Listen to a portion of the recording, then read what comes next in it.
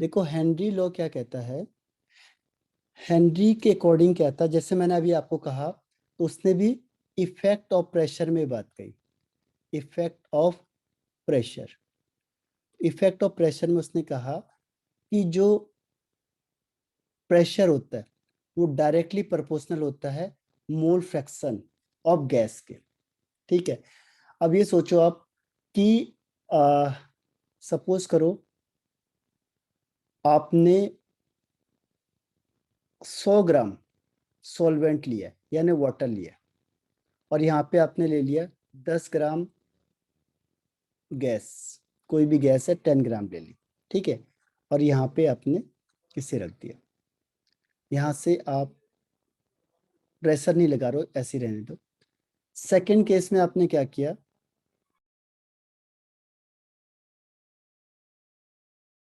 Sorry 100 ग्राम solvent है और इसमें आपने क्या किया, 50 ग्राम गैस रख दिया। ठीक, अब एक चीज मुझे बताओ, गैस कहाँ पे ज्यादा प्रेशर लगाएगी, गैस किस केस में ज्यादा प्रेशर लगाएगी बताओ, फर्स्ट केस में या सेकंड केस में? अब हम कह रहे हैं गैस प्रेशर सेकंड केस लगाएगी, में।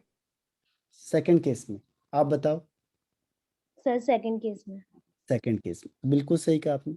यानी जितनी गैस की अमाउंट ज्यादा होगी उतना वो ज्यादा प्रेशर लगाएगा।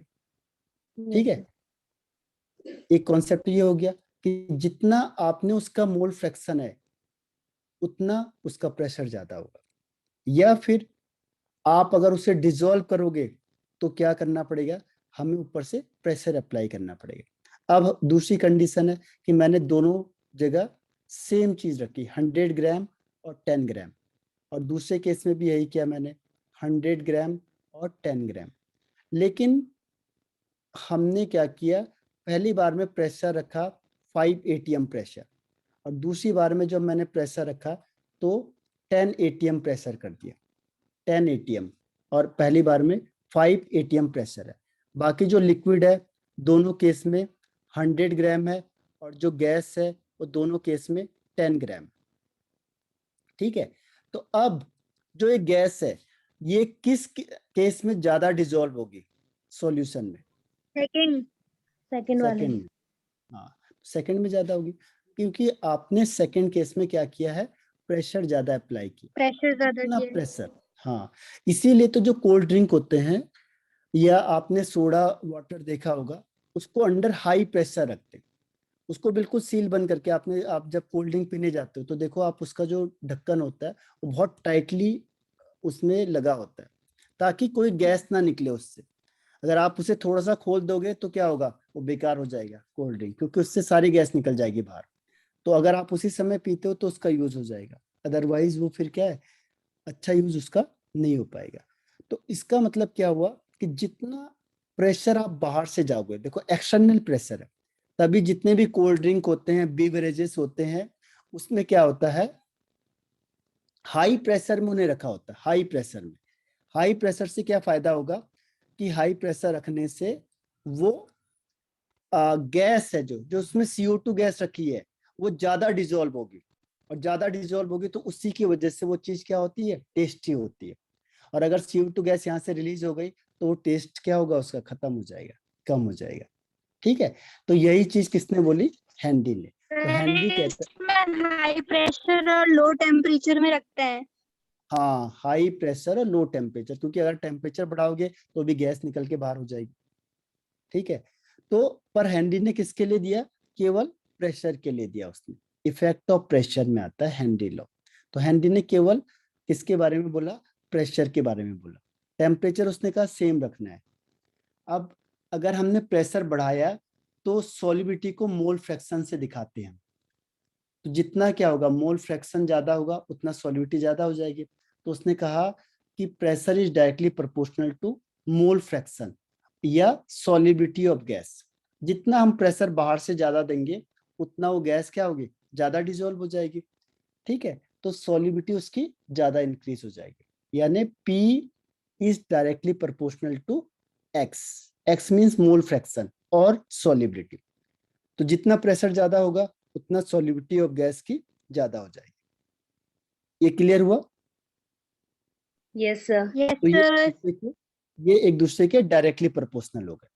अब कभी भी आपने जब डेरिवेशन किया होगा तो जब प्रोपोर्शनल साइन हटाते हैं तो एक कांस्टेंट आता है कि नहीं आता? Yes sir. हाँ, तो यहाँ पे क्योंकि हेनरी दे रहा था तो उसने के एच दिया। तो के एच का मतलब हुआ हेनरी कांस्टेंट। के H means Henry constant, Henry constant. ठीक है, तो ये हेनरी कांस्टेंट को एच फॉर हेनरी उसने अपने नाम से लिखा, ये एच फॉर हेनरी। के आता है कांस्टेंट के लिए, के एच लिखा उसने, तो ये एक फॉर्मूला बन गया आपका।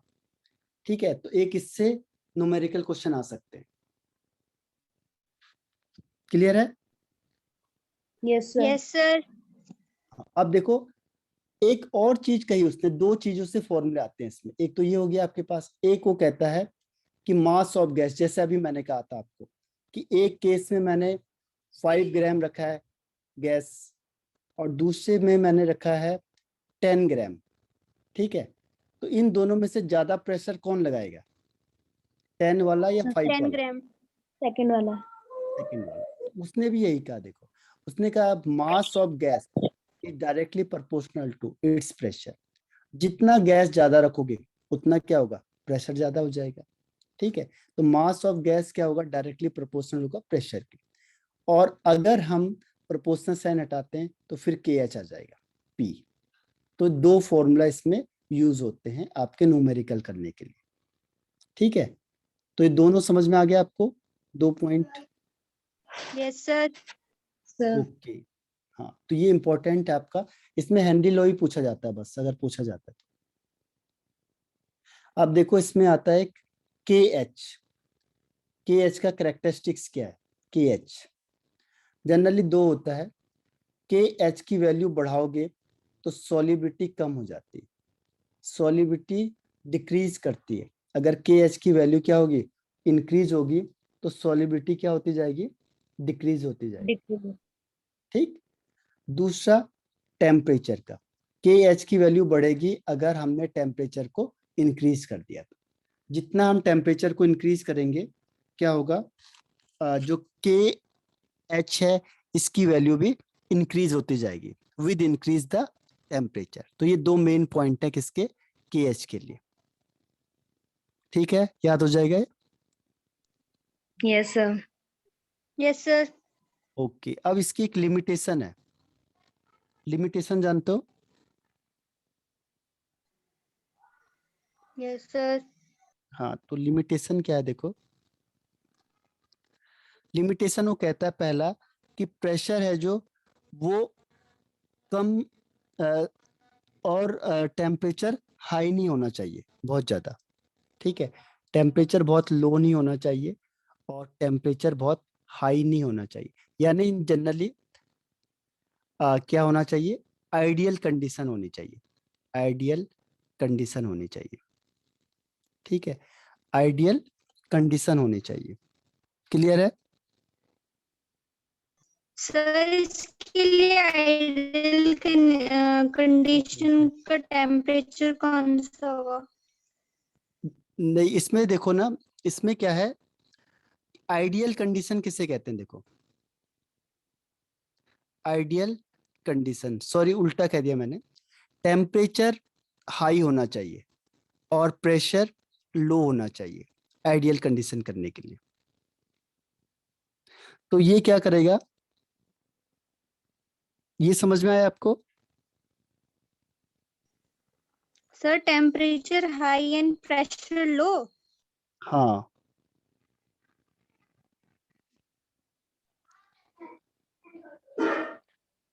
या उल्टा होना चाहिए, बताओ आपको क्या लग रहा है इसमें, कि टेम्परेचर सर हाई और उल्टा होना प्रेशर लो होना चाहिए। चाहिए? सर उल्टा हम्म, होना चाहिए।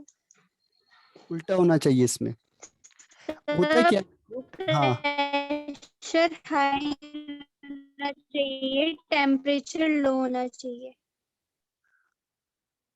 हाँ, लेकिन ये क्या है, आपने जो कंडीशन बताई थी वो सिस्टम की होनी चाहिए।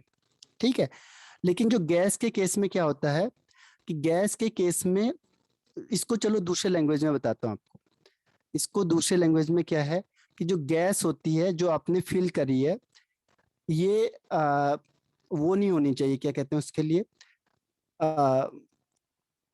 कोई कंपाउंड फॉर्मेशन नहीं होना चाहिए। मतलब पता चला आपने गैस को किसी भी सॉल्वेंट में मिलाया और कोई कंपाउंड बन गया, यानी यहाँ पे क्या हो सकता है, एसोसिएशन हो सकता है, दोनों मिलके कुछ चीज बना देंगे, ठीक है। या ये डिसोसिएशन हो सकता है कि ये आपस में टूट जाएं, तब ये गैस काम नहीं करेगी। सपोज करो आपने कोई गैस रखी N2 और ये टूट के कुछ और बन गया, तो फिर ये प्रेशर लगाने से तो रही है ना, प्रेशर तो लगेगा नहीं उसका, क्योंकि वो तो गैस ही नहीं जाएगी।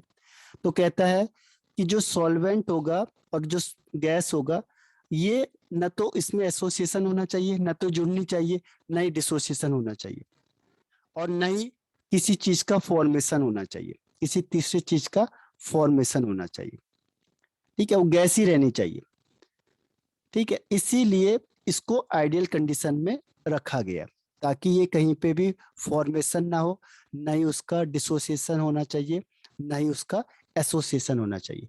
नहीं तो गैस ही नहीं रहेगी तो कहाँ से वो प्रेशर एग्जर्ट करेगी, फिर तो हो ही नहीं सकता कुछ भी, क्योंकि जब गैस रहेगी तभी तो प्रेशर होगा। अब मैंने कहा कि NH3 गैस ले सर ली, टेम्परेचर आइडियल रहना चाहिए। हाँ, आइडियल बिहेवियर को फॉलो करना चाहिए, और प्रेशर लो होना चाहिए। हाँ।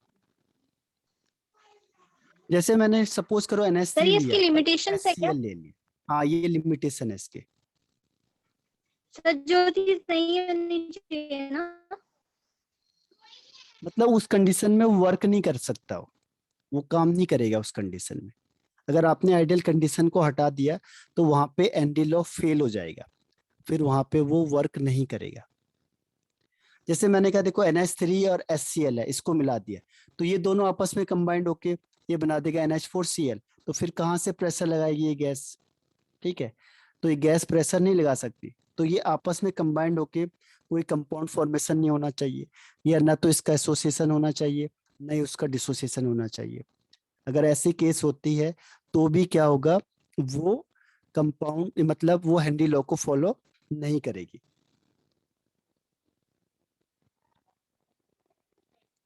ठीक है। सर एसोसिएशन डिसोसिएशन बताइए।